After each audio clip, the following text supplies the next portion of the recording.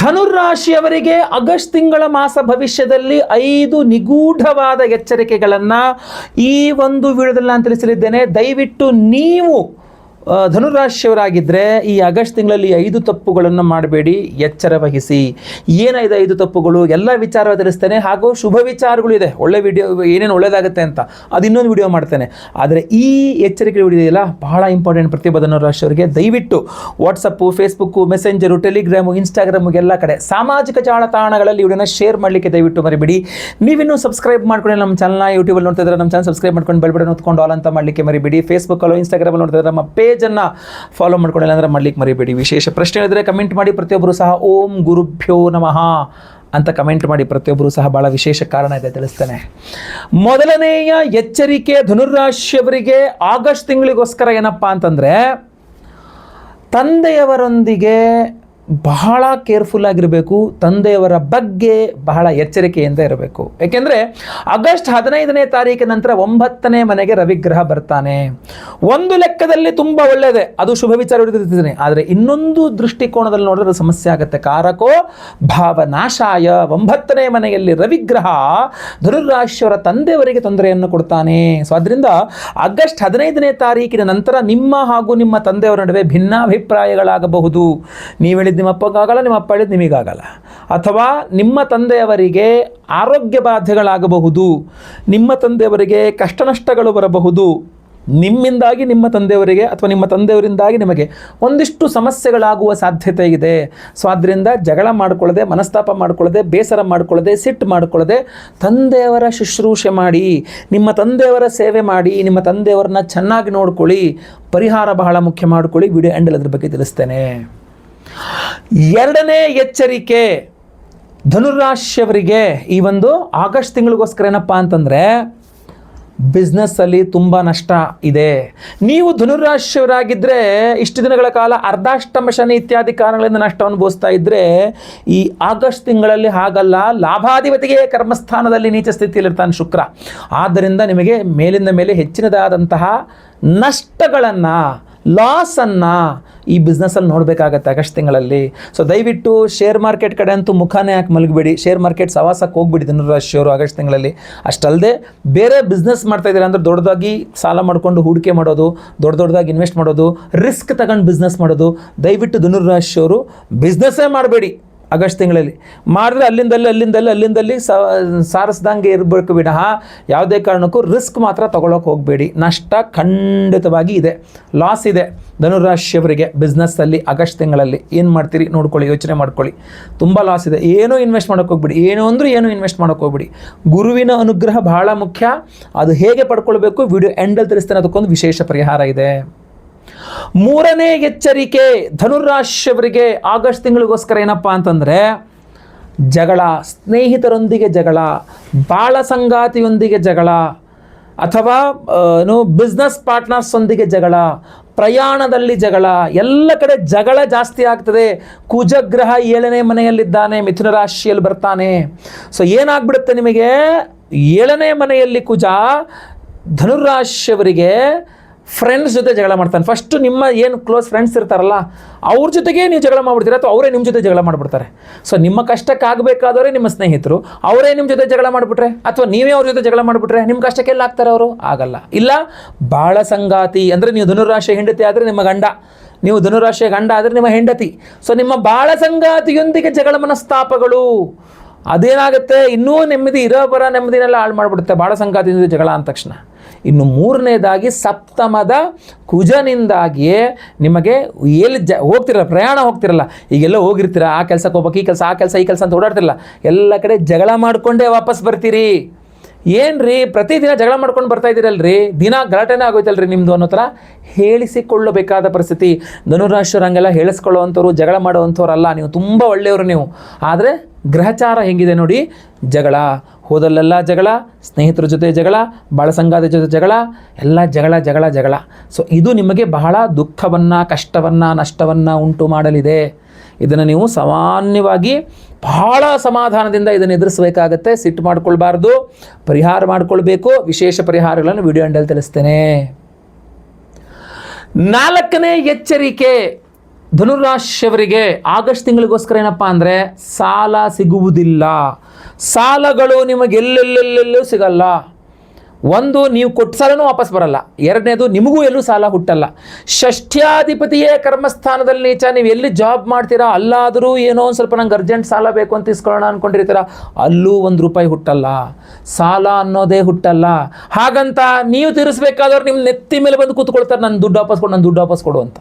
ಈ ಕಡೆ ನೀವು ಕೊಡಬೇಕಾದವ್ರಿಗೆ ಕೊಡಬೇಕು, ಆ ಕಡೆ ನಿಮಗೆ ಕೊಡಬೇಕಾದವ್ರಿಗೆ ಕೊಡ್ತಾ ಇಲ್ಲ. ಬಹಳಷ್ಟು ವಿಚಿತ್ರವಾದಂತಹ ಒಂದು ಸಂದಿಗ್ಧ ಪರಿಸ್ಥಿತಿ ಸಾಲದ ವಿಚಾರದಲ್ಲೂ ನಿಮಗೆ ಕಂಡು ಬರ್ತಾ ಇದೆ.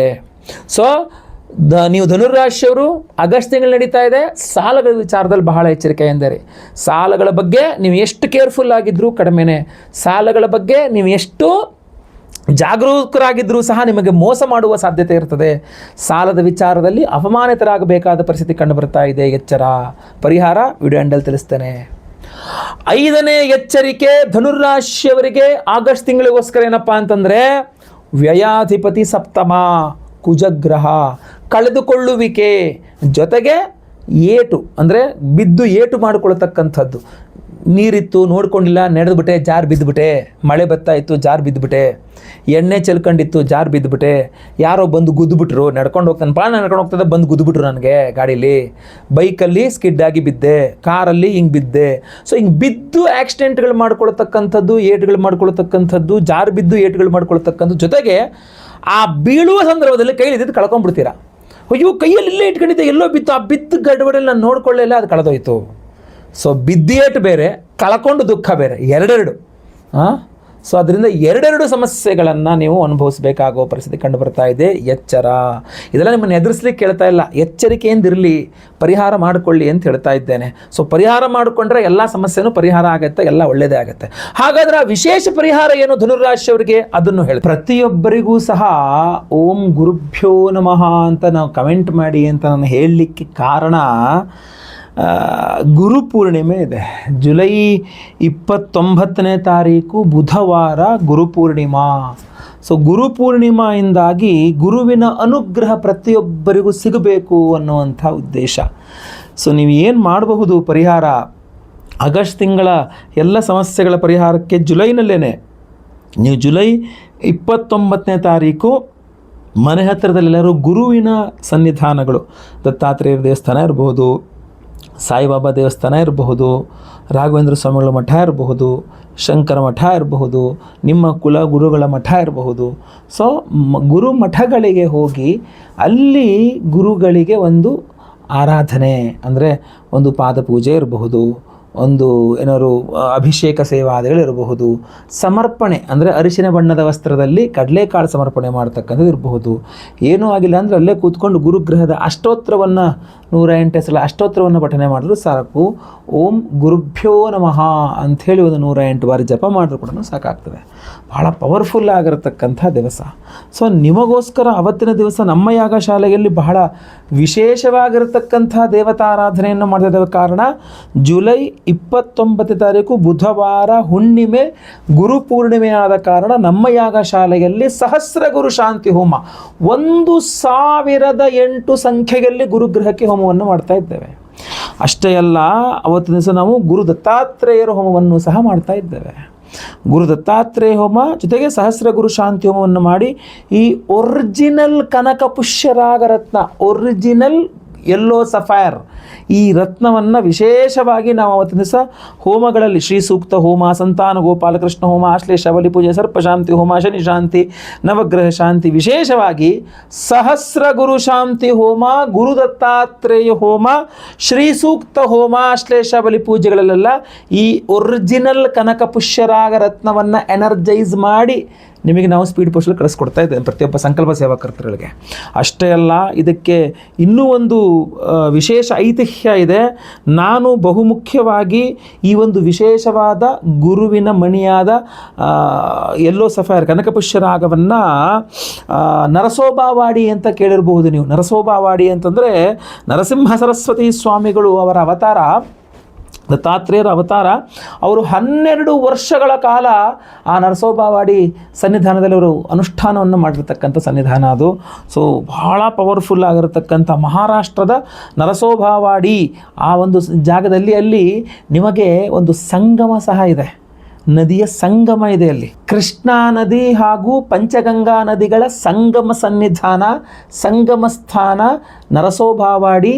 ಆ ಒಂದು ಸನ್ನಿಧಾನದಲ್ಲಿ ನಾನು ಆ ನರಸಿಂಹ ಸರಸ್ವತಿಗಳ ಒಂದು ಚರಣಾರವಿಂದಗಳಲ್ಲಿ ಇಟ್ಟು ಈ ಕನಕವರ್ಷರಾಗರತ್ನಗಳನ್ನಿಟ್ಟು ನಾನೇ ಸ್ವತಃ ಅಭಿಷೇಕ ಪೂಜಾದಿಗಳನ್ನು ಮಾಡಿಸ್ಕೊಂಡು ಅಲ್ಲಿ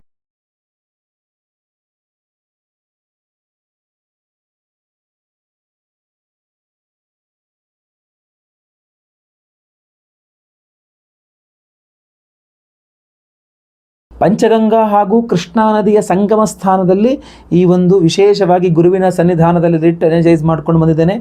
ಜೊತೆಯಲ್ಲಿ ಈಗ ಮತ್ತೆ ಪುನಃ ನಮ್ಮ ಯಾಗಶಾಲೆಯಲ್ಲಿ ಜುಲೈ 29 ತಾರೀಕು ಬುಧವಾರ ಹುಣ್ಣಿಮೆಯ ದಿವಸ, ಗುರುಪೂರ್ಣಿಮೆಯ ದಿವಸ ಸಹಸ್ರ ಗುರು ಶಾಂತಿ ಹೋಮದಲ್ಲಿ ಮತ್ತೆ ಪುನಃ ಡಬಲ್ ಎನರ್ಜೈಸ್ಡ್ ಆಗುತ್ತೆ. ಅದ್ರ ಜೊತೆಗೆ ಗುರು ದತ್ತಾತ್ರೇಯರ ಹೋಮದಲ್ಲೂ ಎನರ್ಜೈಸ್ ಆಗುತ್ತೆ. ಇದನ್ನೆಲ್ಲ ನಾವು ನಿಮಗೆ ಸ್ಪೀಡ್ ಪೋಸ್ಟ್ ಮೂಲಕ ಕಳಿಸ್ಕೊಡ್ತಾ ಇದ್ದೇವೆ. ಈ ಒರಿಜಿನಲ್ ಕನಕ ಪುಷ್ಯರಾಗ ತುಂಬ ಕಾಸ್ಟ್ಲಿ, ಒರಿಜಿನಲ್ ಕನಕ ಪುಷ್ಯರಾಗ. ಇದಕ್ಕೆ ನಾವು ಏನು ಎಕ್ಸ್ಟ್ರಾ ಚಾರ್ಜ್ ಮಾಡ್ತಾ ಇಲ್ಲ. ಒಂದೇ ಸಂಕಲ್ಪ ಸೇವೆಯಲ್ಲಿ ಎಲ್ಲ ಹೋಮ ಬಂತು. ಸಹಸ್ರ ಗುರು ಶಾಂತಿ ಹೋಮ, ಗುರು ದತ್ತಾತ್ರೇಯ ಹೋಮ, ಶ್ರೀ ಸೂಕ್ತ ಹೋಮ, ಸಂತಾನ ಗೋಪಾಲಕೃಷ್ಣ ಹವನ, ಆಶ್ಲೇಷ ಬಲಿ ಪೂಜೆ, ಸರ್ಪ ಶಾಂತಿ ಹವನ, ಶನಿ ಶಾಂತಿ ಹವನ, ನವಗ್ರಹ ಶಾಂತಿ ಹೋಮ, ಎಲ್ಲ ಹೋಮಗಳು ಸೇರಿ ಒಂದೇ ಸಂಕಲ್ಪ ಸೇವೆ. ಒಂದು ಸಂಕಲ್ಪ ಸೇವೆಗೆ ಒಂದು ಒರಿಜಿನಲ್ ಕನಕ ಪುಷ್ಯರಾಗರತ್ನವನ್ನು ಕೊಡ್ತಾ ಇದ್ದೇವೆ ಪ್ರತಿಯೊಬ್ಬರಿಗೂ ಸಹ. ಅದು ಡಬಲ್ ಎನರ್ಜೈಸ್ಡ್. ಅಲ್ಲಿ ನರಸೋಬಾವಾಡಿ ಸನ್ನಿಧಾನದಲ್ಲೂ, ಸಂಗಮ ಕ್ಷೇತ್ರದಲ್ಲೂ, ನರಸಿಂಹ ಸರಸ್ವತಿಗಳ ಸನ್ನಿಧಾನದಲ್ಲೂ ಎನರ್ಜೈಸ್ ಮಾಡ್ಕೊಂಡ್ಬಂದು ಇಲ್ಲಿ ಮತ್ತೆ ಪುನಃ ನಮ್ಮ ಯಾಗಶಾಲೆಯಲ್ಲಿ ಸಹಸ್ರ ಗುರು ಶಾಂತಿ ಹಾಗೂ ಗುರು ದತ್ತಾತ್ರೇಯ ಒಂದು ಎನರ್ಜೈಸ್ ಆಗ್ತಕ್ಕಂಥದ್ದು. ಸೊ ಸ್ಕ್ರೀನ್ ಮೇಲೆ ಕಾಣುವಂಥ ನಂಬರ್ಗೆ ದಯವಿಟ್ಟು ಬೇಗ ಬೇಗ ನಿಮ್ಮ ಹೆಸರು, ಗೋತ್ರ ಗೊತ್ತಿದ್ರೆ, ನಕ್ಷತ್ರ ಗೊತ್ತಿದ್ರೆ, ರಾಶಿ ಗೊತ್ತಿದ್ರೆ ಹಾಗೂ ನಿಮ್ಮ ವಿಳಾಸ ಬೇಗ ವಾಟ್ಸಪ್ ಮಾಡ್ಕೊಳ್ಳಿ. ಅವತ್ತು ಲೈವಲ್ಲಿ ನಾನೇ ಖುದ್ದು ನಿಮ್ಮೆಲ್ಲರ ಹೆಸರು ಸಂಕಲ್ಪ ಮಾಡ್ತೇನೆ. ನಿಮ್ಮ ಹೆಸರು ಲೈವಲ್ಲಿ ಸಂಕಲ್ಪ ಆಗೋದಂತ ನೀವು ನೋಡ್ಕೋಬಹುದು, ಕೇಳಿಸ್ಕೊಳ್ಬಹುದು. ಎಲ್ಲ ಹೋಮಗಳ ಭಸ್ಮ, ನಾಗಾರಾಧನೆ, ಅರಿಶಿನ ಪ್ರಸಾದ ಸಹಿತ ವಿಶೇಷವಾದ ಒರಿಜಿನಲ್ ಕನಕಪುಷ್ಯರಾಗರತ್ವವನ್ನು ಪ್ರತಿಯೊಬ್ಬರಿಗೂ ನಾವು ನಿಮಗೆ ಸ್ಪೀಡ್ ಪೋಸ್ಟ್ ಮೂಲಕ ನಾವು ಕಳಿಸ್ಕೊಡ್ತಾ ಇದ್ದೇವೆ. ನೀವು ಇದನ್ನು ನೀವೇ ಉಂಗುರ ಮಾಡಿಸಿ ಯಾಕೆಂದರೆ ತುಂಬ ಕಾಸ್ಟ್ಲಿ ಒರಿಜಿನಲ್ ಕನಕಪುಷ್ಯರಾಗ ಗೊತ್ತಲ್ವಾ. ಸೊ ನೀವು ನಮ್ಮ ಸಂಕಲ್ಪ ಸೇವೆಗೆ ಏನು ಹಣವನ್ನು ಸಂದಾಯ ಮಾಡ್ತೀವಿ 1250 1250 ಅದಕ್ಕಿನ್ನೂ ಕಾಸ್ಟ್ಲಿ ಇದು. ಸೊ ಅದಕ್ಕೆ ನಾವು ಹೋಮಗಳನ್ನು ಎಲ್ಲ ಹೋಮಗಳನ್ನು ಮಾಡಿ ಕ್ಷೇತ್ರದಲ್ಲಿ ಎನರ್ಜೈಸ್ ಮಾಡಿಕೊಂಡು ಮತ್ತೆ ನಮ್ಮಲ್ಲಿ ಹೋಮಗಳನ್ನು ಮಾಡಿ ನಿಮಗೆ ಕಳಿಸ್ಕೊಡ್ತಾ ಇರುವಂಥದ್ದು. ನನ್ನ ಕೈಲಿ ಆಗೋಷ್ಟು ನಾನು ಮಾಡ್ತಾ ಇದ್ದೇನೆ. ಸೊ ಇದನ್ನು ನೀವು ಒಂದು ಉಂಗುರ ಮಾಡಿಸ್ಕೊಂಡು ಬೆರಳಲ್ಲಿ ಹಾಕ್ಕೋಬೋದು, ಡಾಲರ್ ಮಾಡಿಸ್ಕೊಂಡು ಕುತ್ತಿಗೆಯಲ್ಲಿ ಹಾಕ್ಕೋಬೋದು. ಇದು ಹಾಗೇ ನಿಮ್ಮ ಪರ್ಸಲ್ಲಿ ಕೂಡ ಇಟ್ಕೋಬೋದು. ಪ್ರತಿಯೊಬ್ಬರಿಗೂ ಸಹ ಗುರುವಿನ ಅನುಗ್ರಹ ಸಿದ್ಧಿಗಾಗಬೇಕು ಅನ್ನುವ ಕಾರಣಕ್ಕೋಸ್ಕರ ಈ ಒರಿಜಿನಲ್ ಕನಕಪುಷ್ಯರಾಗರತ್ನವನ್ನೇ ಕೊಡ್ತಾ ಇದ್ದೇವೆ ಪ್ರತಿಯೊಬ್ಬರಿಗೂ ಸಹ. ಸೊ ದಯವಿಟ್ಟು ಇದು ಮುಗಿದ್ರೆ ಮತ್ತೆ ಪುನಃ ಸಿಗಲ್ಲ ಇದು. ಸೊ ಸ್ಕ್ರೀನ್ ಕಾಣೋ ನಂಬರ್ಗೆ ಬೇಗ ಬೇಗ ನಿಮ್ಮ ವಿವರಗಳನ್ನು ವಾಟ್ಸಪ್ ಮಾಡ್ಕೊಳ್ಳಿ, ಕಾಲ್ ಮಾಡಿ ಅಥವಾ ವಾಟ್ಸಪ್ ಮಾಡಿಕೊಂಡು ಬೇಗ ನಿಮ್ಮ ಕನಕಪುಷ್ಯರಾಗರತ್ನ ಈ ಒಂದು ಹೋಮಗಳಿಗೆ ಸಂಕಲ್ಪ ಸೇವೆಯನ್ನು ಕೊಡಿ. ಪ್ರತಿಯೊಂದು ಸಂಕಲ್ಪ ಸೇವೆ ಕೊಟ್ಟವರೆಗೂ ಇದು ಉಚಿತವಾಗಿ ಕೊಡ್ತೇವೆ. ಸಂಕಲ್ಪ ಸೇವೆಗೆ ಮಾತ್ರ ಚಾರ್ಜ್ ಮಾಡುವಂಥದ್ದು. ಇದಕ್ಕೆ ಸಪ್ರೇಟ್ ಚಾರ್ಜು, ಒಂದೊಂದು ಹೋಮಕ್ಕೆ ಸಪ್ರೇಟ್ ಚಾರ್ಜ್ ಅಂತೆಲ್ಲ ಏನೂ ಇಲ್ಲ. ಎಲ್ಲ ಸೇರಿಸಿ ಒಂದೇ ಸಂಕಲ್ಪ ಸೇವೆ, ಒಂದೇ ಪ್ರಸಾದ. ಪ್ರತಿಯೊಂದು ಸಂಕಲ್ಪ ಸೇವೆಗೆ ಒಂದು ಕನಕಪುಷ್ಯರಾಗರತ್ನವನ್ನು ಕೊಡ್ತೇನೆ. ಸೊ ನಿಮ್ಮಲ್ಲಿ ನೀವು 4 ಜನ ಇದ್ದೀವಿ, 4 ಜನಕ್ಕೆ ಬೇಕು ಅಂದರೆ 4 ಸಂಕಲ್ಪ ಸೇವೆ ಕೊಟ್ಕೋಬೇಕು, 3 ಬೇಕಂದ್ರೆ 3 ಸಂಕಲ್ಪ ಸೇವೆ ಕೊಟ್ಕೋಬೇಕು. ಈ ಥರ ವ್ಯವಸ್ಥೆ ಇರ್ತದೆ. ದಯವಿಟ್ಟು ನಮ್ಮ ಆಫೀಸ್ ನಂಬರ್ಗೆ ಬೇಗ ಕಾಂಟ್ಯಾಕ್ಟ್ ಮಾಡಿ. ಒಳ್ಳೆಯದಾಗಲಿ. ವಿಡಿಯೋ ಇಷ್ಟ ಆದರೆ ದಯವಿಟ್ಟು ಲೈಕ್ ಮಾಡಲಿಕ್ಕೆ ಮರಿಬೇಡಿ. WhatsApp, Facebook, messenger, Telegram, Instagram ಎಲ್ಲ ಕಡೆ ಸಾಮಾಜಿಕ ಜಾಲತಾಣಗಳಲ್ಲಿ ವಿಡಿಯೋನ ಶೇರ್ ಮಾಡಲಿಕ್ಕೆ ಮರಿಬೇಡಿ. ನೀವೇನು ಸಬ್ಸ್ಕ್ರೈಬ್ ಮಾಡ್ಕೊಂಡು ನಮ್ಮ ಚಾನಲ್ ದಯವಿಟ್ಟು ಕಡೆ ಸಬ್ಸ್ಕ್ರೈಬ್ ಅಂತ ಬಿಟ್ಟಿರುತ್ತೆ, ಸಬ್ಸ್ಕ್ರೈಬ್ ಮಾಡ್ಕೊಂಡು ಬೆಲ್ ಬಟನ್ ಹೊತ್ಕೊಂಡು ಆಲ್ ಅಂತ ಮಾಡಲಿಕ್ಕೆ ದಯವಿಟ್ಟು ಮರಿಬೇಡಿ. ಮುಂದಿನ ವಿಡಿಯೋದಲ್ಲಿ ಮತ್ತೆ ಪುನಃ ಸಿಗ್ತೇನೆ. ಎಲ್ಲರಿಗೂ ಒಳ್ಳೆಯದಾಗಲಿ. ಲೋಕ ಸಮಸ್ತ ಸುಖಿನೋ ಭವಂತು. ನಾರಾಯಣ ನಾರಾಯಣ ನಾರಾಯಣ. ನಮಸ್ಕಾರ ವೀಕ್ಷಕರೇ. ಗುರುಪೂರ್ಣಿಮೆಯ ವಿಶೇಷವಾದಂತಹ ದೇವತಾರಾಧನೆಗಳ ಪ್ರಸಾದ ಏನಿದೆ ಕನಕಪುಷ್ಯರಾಗ, ಆ ಕನಕಪುಷ್ಯರಾಗ ರತ್ನಗಳ ಅಭಿಮಂತ್ರಣೆಗೋಸ್ಕರವಾಗಿ ನಾನು ನರಸಿಂಹವಾಡಿ ನಮ್ಮ ಗುರು ದತ್ತಾತ್ರೇಯರ ಒಂದು ಸನ್ನಿಧಾನಕ್ಕೆ ಬಂದಿದ್ದೇನೆ. ನೀವು ಮುಂದೆ ಸ್ವಾಮಿಗಳ ದರ್ಶನ, ಕ್ಷೇತ್ರ ದರ್ಶನ, ನದಿ ಸ್ನಾನ ಹಾಗೂ ವಿಶೇಷವಾಗಿ ನಮ್ಮ ರತ್ನಗಳ ಅಭಿಮಂತ್ರಣೆ, ಪೂಜೆ ಇತ್ಯಾದಿ ಎಲ್ಲವನ್ನೂ ಸಹ ನೋಡ್ತಾ ಇದ್ದೀರಿ, ನೋಡ್ತೀರಿ ಸಹ.